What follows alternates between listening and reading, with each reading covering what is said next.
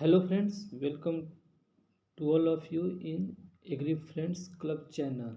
So today this is FOCG number 9 and it will contain 20 questions. So let's start.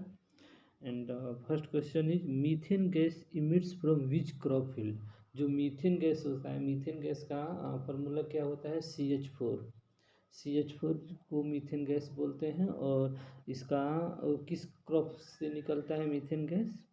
So right answer of this question is rice crop. Okay, तो methane और methane gas एक और होता है जो गोबर gas में main constituent होता है, वो मीथेन गैस होता है।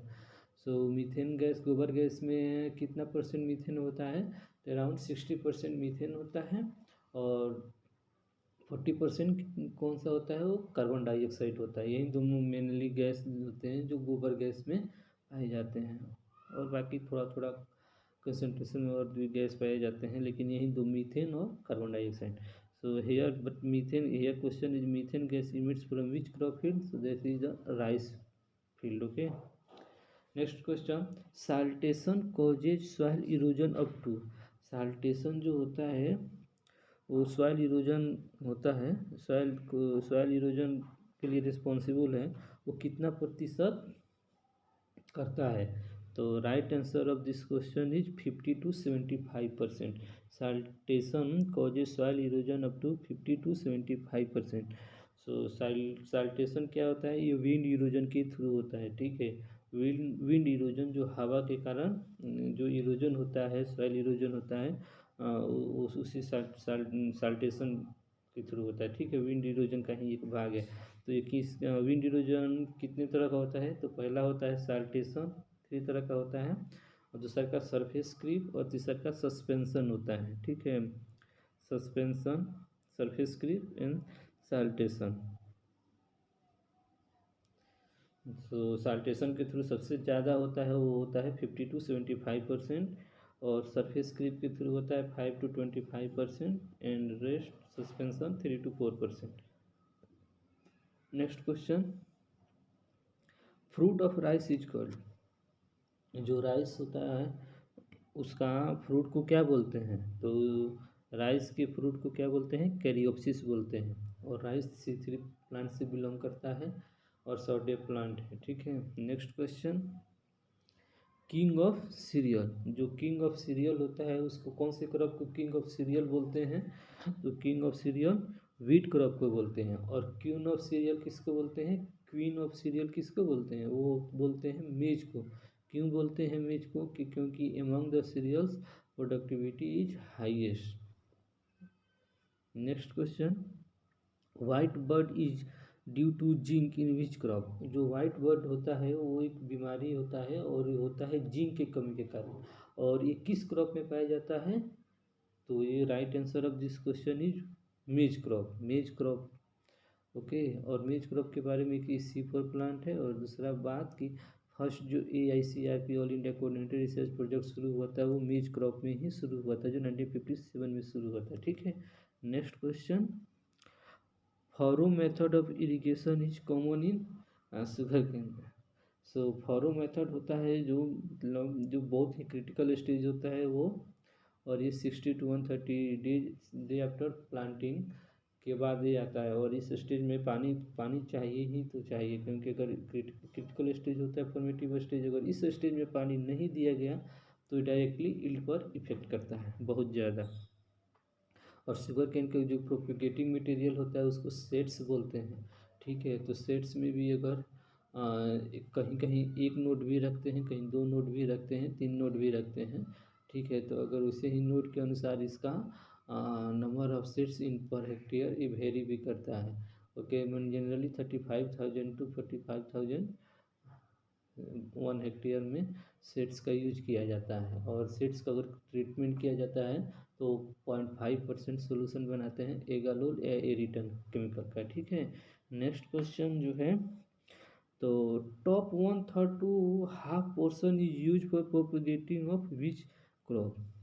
सो एक क्वेश्चन है कि कोई सपोज किस क्रॉप का वन टॉप ऊपर से 1/3 to हाफ भाग ही यूज करते हैं प्रोपगेटिंग मटेरियल के लिए।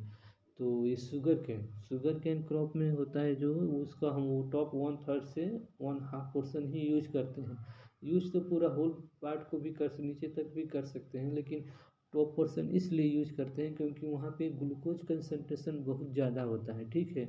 और ग्लूकोज कंसंट्रेशन ज़्यादा होने से वो डायरेक्टली हेल्प करता है जर्मिनेशन को जल्दी।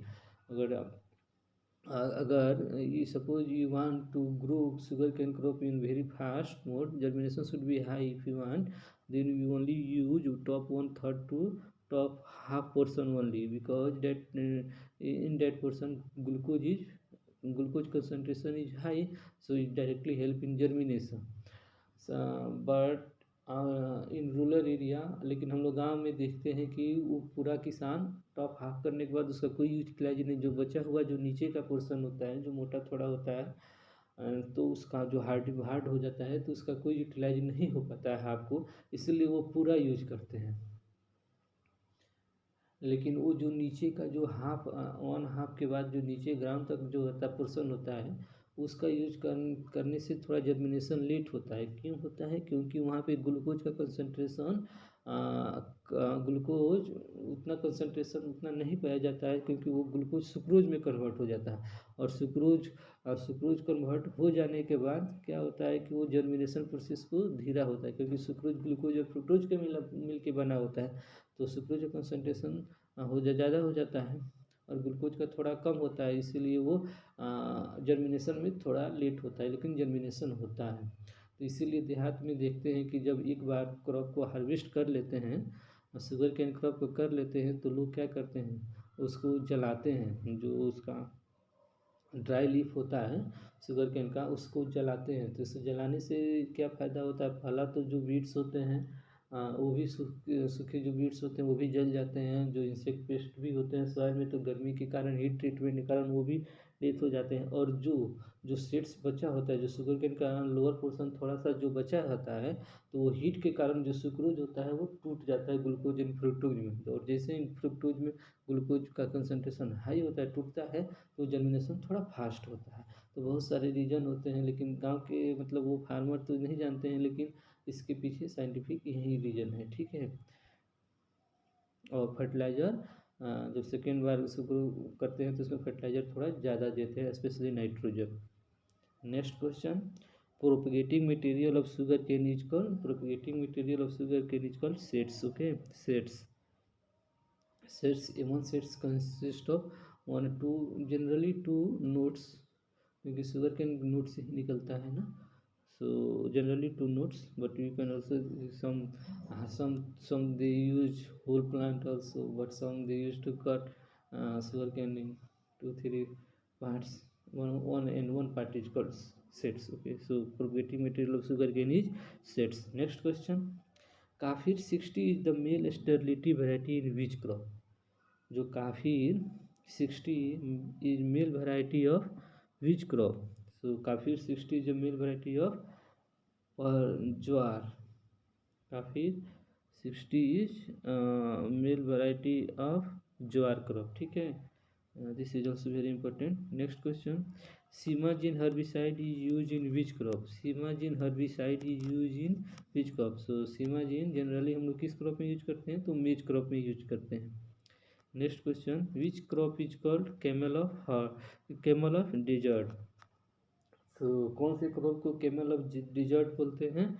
तो right answer of this question is sorghum. Sorghum को कैमल ऑफ डिजर्ट भी बोलते हैं। क्यों बोलते हैं? क्योंकि लो मॉइस्चर में भी इसका प्रोडक्शन हाई होता है। प्रोडक्टिविटी लो मॉइस्चर और ड्रॉट कंडीशन में भी इसका प्रोडक्टिविटी हाई होता है, इसीलिए सोरगम को कैमल ऑफ डिजर्ट भी बोलते हैं। Next question, Tift 23A is first male sterline line in which crop? So Tift 23A was the first male sterline line in which crop? So right answer of this question is pearl millet. Okay, so Tift 23A was the first male sterline line in pearl millet crop. So in pearl millet, इसको pearl millet को हिंदी में pearl millet है ना, तो pearl millet को बाजरा भी बोलते हैं और इसका बोटेनिकल नेम पेनिसेतम अमेरिकेनम। ओके, और क्रोमोजोम नंबर कितना होता है, 2n=14 होता है, और इसका फर्स्ट हाइब्रिड वैरायटी क्या होता है, HB1। Okay, next question. Triticale is a cross between, triticale is the first main, पहले बार आदमी अगर कोई आर्टिफिशियली कोई क्रॉप बनाया है तो वो ट्रिटिकल है, तो किसके क्रॉस के बिटवीन बनाया है। और ट्रिटिकल के बारे में एक और टर्म क्या है, ट्रिटिकल सूडो सीरियल्स होते हैं, तो इसका क्रॉस है wheat into rye, not rye into wheat because it will be change. Okay, meaning totally meaning will be the different. Suppose we write rye into wheat, so triticale is a cross between wheat into rye. Next question. First man-made cereal is triticale. I discussed earlier also. First man-made cereal is the triticale. Next question. Gene responsible for dwarfness in wheat. So earlier we studied कि rice के जो dwarfness के लिए जो gene था DGU gene, और wheat के लिए ड्वार्फनेस के लिए जो जीन का नाम था उसका जीन का क्या नाम है, तो gene responsible for dwarfness in wheat crop is Norin ten जो जीन है वही ड्वार्फनेस के लिए रिस्पॉन्सिबल होता है वीट क्रॉप में। Next question. Vertisol is related which crop, जो वर्टिसोल होता है वो किस क्रॉप किस सॉइल किस टाइप की सॉइल से रिलेटेड डायरेक्टली रिलेटेड होता है, तो ये होता है black soil.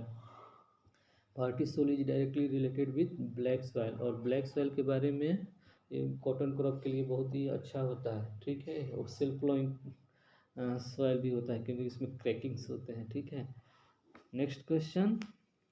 अक्यूची disease is due to, akiochi जो डिजीज होता है वो किसके कारण होता है, और ये राइस क्रॉप में होता है, ठीक है, तो किसके कौन सा केमिकल के कारण होता है, तो वह hydrogen sulphide, due to the hydrogen sulphide akiochi disease occurs in rice crop. Next question.